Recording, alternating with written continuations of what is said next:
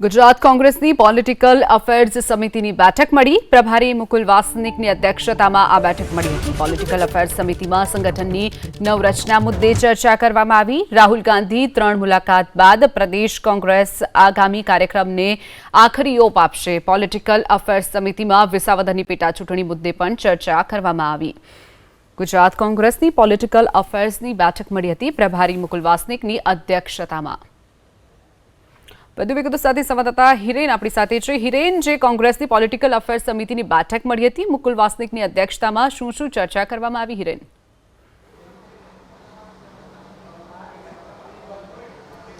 ગુજરાત પ્રદેશ કોંગ્રેસના સંગઠન પ્રભારી મુકુલ વાસનિક આજે સવારે અચાનક આવ્યા હતા અને પોલિટિકલ અફેર્સ કમિટીની બેઠક તેમણે બોલાવી હતી।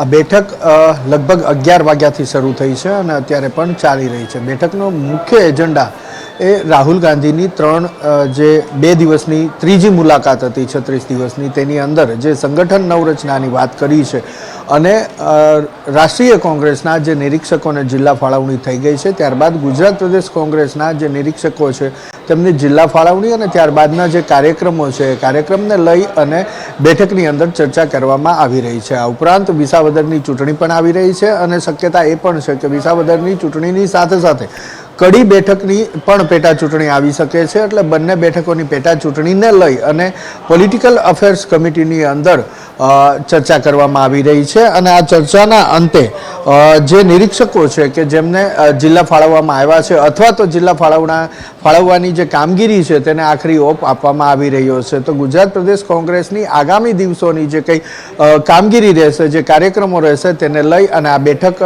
યોજવામાં આવી રહી છે। તેનાથી પણ મહત્વની બાબત એ છે કે 23મી તારીખથી 23મી એપ્રિલથી લઈ અને 8મી મે સુધી જે નિરીક્ષકો નીમવામાં આવ્યા છે તેમનો જિલ્લાનો પ્રવાસ થવાનો છે। તો એ જિલ્લાના પ્રવાસને લઈને પણ આયોજન આ પોલિટિકલ અફેર્સ કમિટીની અંદર કરવામાં આવી રહ્યું છે। જી શિવાંગી, ચોક્કસથી હિરેન, જોડાવા બદલ અને માહિતી બદલ આપનો આભાર।